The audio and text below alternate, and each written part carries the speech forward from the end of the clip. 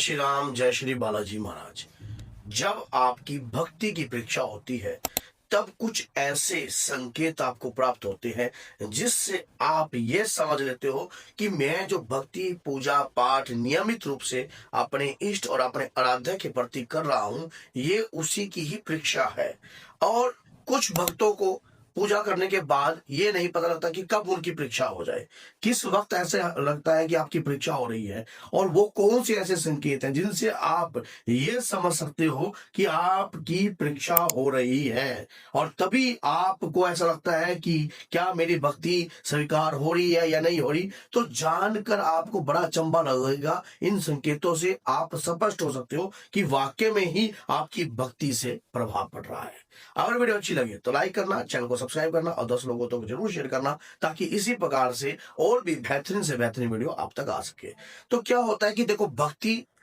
अपने इष्ट अपने आराध्य की करी हुई किसी आदमी की व्यर्थ नहीं जा सकती। जो आदमी सच्चे मन से अपने इष्ट अपने आराध्य की पूजा नियमित रूप से करते हैं, उन्हें शक्ति जरूर प्राप्त होती है। जब शक्ति उन्हें प्राप्त होती है तो उनके शरीर पर वो ऊर्जा, वो संकेत भेजती है, और उसी ऊर्जा से उनकी परीक्षा भी होती है। जैसे वो संकेत आ रहे हैं तो उस दौरान उनकी परीक्षा भी चलेगी। जैसे पूजा करने से आपको पता है कि आपका ऑरा क्रिएट होता है, जैसे आपको पता है कि पूजा के अंदर एक ऊर्जा का वास है, एक रहस्यमय शक्ति है जो हमें दिखाई नहीं देती। ऐसा ही जब प्रतिदिन आप अपने इष्ट अपने आराध्य का पूजन करने लग जाते हो, नियमित रूप से उनका नाम, उनके नाम की माला और जाप आप शुरू कर देते हो, तो वो जाप एक ऊर्जा के रूप में आपकी परीक्षा स्वयं अपने आप होने लग जाती है। क्योंकि आप कोई कार्य कर रहे हो। अब मान लीजिए, जब कार्य करते हो, कभी आपने दूध को उबलते देखा ही होगा कि जब दूध उबलता है तो उसके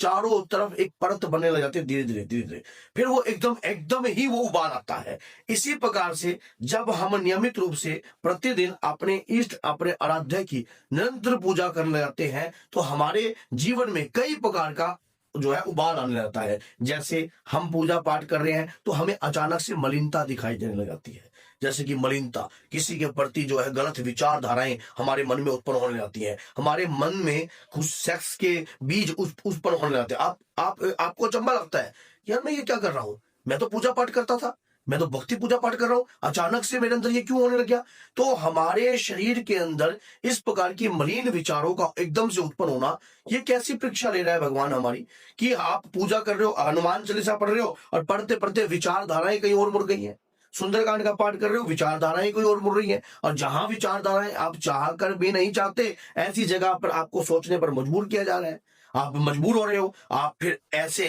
समय पर एकदम अचंभे में हो जाते हो कि क्या ये जो मेरे साथ हो रहा है, कहीं मेरे ऊपर किसी ने तंत्र तो नहीं कर दिया, या कोई मलिन शक्ति मेरे घर में तो वास नहीं कर रही है। अगर ये उन्हीं व्यक्ति के साथ होगा जो लगातार पूजा कर रहे थे, कंटिन्यू पूजा कर रहे थे, लगातार पूजा कर रहे, अपने इष्ट को प्रसन्न करने का प्रयास कर रहे थे, उनको इस प्रकार के पड़ाव से गुजरना ही पड़ता है। और फिर आपके मन में इस प्रकार की धारणाएं उत्पन्न होती है कि मैंने तो लगातार सुंदरकांड का पाठ कर रहा हूं, और पाठ करते ही इस प्रकार की विचारधाराएं उत्पन्न होने लग जाना। ये विचारधाराएं तब उत्पन्न होती हैं क्योंकि जब आप अपने इष्ट अपने आराध्य का पाठ करते हो, रोज पूजा करते हो, डेली आप उनका आह्वान कर रहे हो, उन्हें बुला रहे हो, तो वो भी एक दिन आपकी परीक्षा लेते हैं कि ये पूर्ण रूप से शुद्ध हुआ या नहीं हुआ, या इसके अंतर के विचार पवित्र हुए या नहीं हुए। पहले वो आपकी जो अंतर की मलिनता है, देखा जाए तो ये फिल्टर भी होता है किस्म का बॉडी का,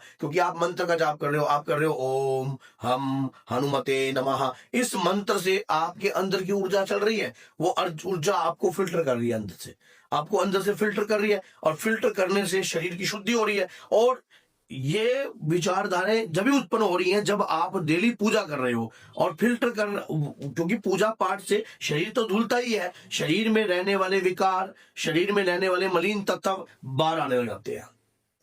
और परमात्मा भी हमें इन प्रकार की मलिनताओं से दूर करना चाहते हैं। और ये अधिक पूजा करने वाले व्यक्ति के साथ ही ऐसे विचारधाराएं उत्पन्न होती हैं, परीक्षा होती है। फिर पूजा करते हो, अचानक आपके मन में भगवान के प्रति इतने करुणामयी विचार होते हैं, दयामयी विचार होते हैं, और वो विचारधाराएं बदलने लग जाती हैं। मान लीजिए कई बार ख्यालात बदल जाते हैं आपके, आप कहते हैं पता नहीं भगवान मेरी क्यों नहीं सुनता, अचानक से, और एक पल में आप ये कहते हो कि बाबा सब कुछ तू ही है, सब कुछ तू ही है, तेरे बगैर मेरा कोई नहीं है, हे दादा वीर बजरंगी, आपकी कृपा से ही मैंने सब प्राप्त किया है, ये बोल रहे हो। और कुछ क्षण बाद ये बोल रहे हो कि बाबा मैं आज बहुत दुखी हूं, आप मुझे क्यों नहीं निकाल रहे हो। ये विचारधाराएं जो बदल रही है ना, तो समझ लेना आपकी पूजा से कहीं पर प्रभाव जरूर उत्पन्न हो रहा है, क्योंकि ये विचारधाराएं बदलने का मकसद यही है कि पूजा भक्ति भाव की परीक्षा होती है। और जब भगवान के आगे हम कुछ ऐसे शब्द बोल देते हैं कि हनुमान जी आप ही मेरे सब कुछ करता धरता हो, आपने ही मुझे जीवन में सब कुछ बनाया है,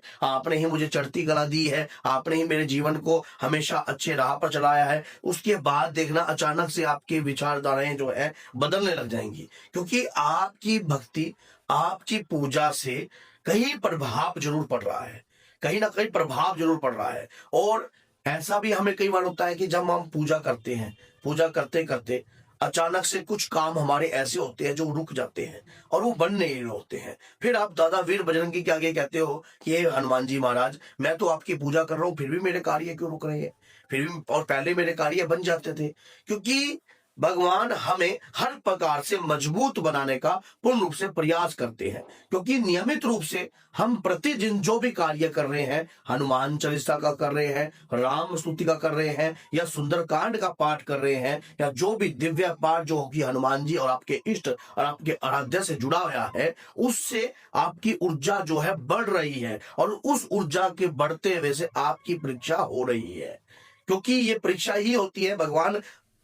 पता नहीं किस रूप में आकर आपके सामने खड़े हो जाते हैं और अचानक ही आपके पास आकर बैठ जाते हैं, आपके दोस्त रिश्तेदार कुछ भी बनकर, और आपके स्वयं के बोलते हैं यार पूजा पाठ कर तो रहा है पर तेरा काम तो नहीं बन रहा, तेरा काम तो नहीं बन रहा, कहीं तुमने ये कुछ नहीं है, ये सब एक दिखावा होता है, ये पूजा पाठ छोड़ दे, इन पाठ पूजा से कुछ नहीं मिलेगा। क्या पता आपके पत्नी के शरीर पर आकर बोल जाए, क्या पता आपके पति के शरीर पर आकर बोल जाए। तो कुछ ना कुछ शक्ति जो है आपकी पूजा को, आपकी भक्ति को ललकारने के लिए आपको चेतावनी भी देती है। अचानक से किसी के साथ आपका झगड़ा हो जाता है और आप हनुमान जी की भक्ति कर रहे हो, पूजा कर रहे हो, और आपको कुछ ऊर्जा प्राप्त हो गई है, और जिससे वो देखना चाहते हैं कि क्या आप सामने वाले पर क्रोधित होकर आप अपनी भक्ति का प्रयोग कर उसका बुरा करने का सोचते हो या नहीं सोचते हो। क्योंकि जो निस्वार्थ भाव की भक्ति करते हैं उनकी परीक्षा तो हमेशा होती है, क्योंकि पता नहीं किस क्या मांग ले भगवान से। आपने टीवी सीरियल में भी देखा होगा, जब कोई आदमी सच्चे मन से अपने इष्ट अपने आराध्य की पूजा करने आते हैं तो उस वक्त जो है इंद्र देवता भी भयभीत हो जाते हैं कि क्या पता ये पूजा के माध्यम से क्या मांग ले, और क्या कुछ इसने ऐसा मांग लिया तो उसी दौरान हमारी परीक्षाएं चलती हैं। हालांकि आपको परीक्षाओं में घबराना नहीं चाहिए। इष्ट देवता अपने बच्चे को मजबूत बनाने के लिए हमेशा परीक्षा लेते ही हैं, और आप उन परीक्षाओं में जब भी कभी आपके साथ ऐसा अनुचित कार्य हो रहा हो तो सीताराम का नाम लेकर हर परीक्षाओं को आप पार भी कर सकते हो। तो बोलिए जय सीताराम, जय श्री बालाजी महाराज। और वीडियो अच्छी लगे तो लाइक कीजिए, चैनल को सब्सक्राइब कीजिए और 10 लोगों तक जरूर शेयर कीजिए। जय माता दी।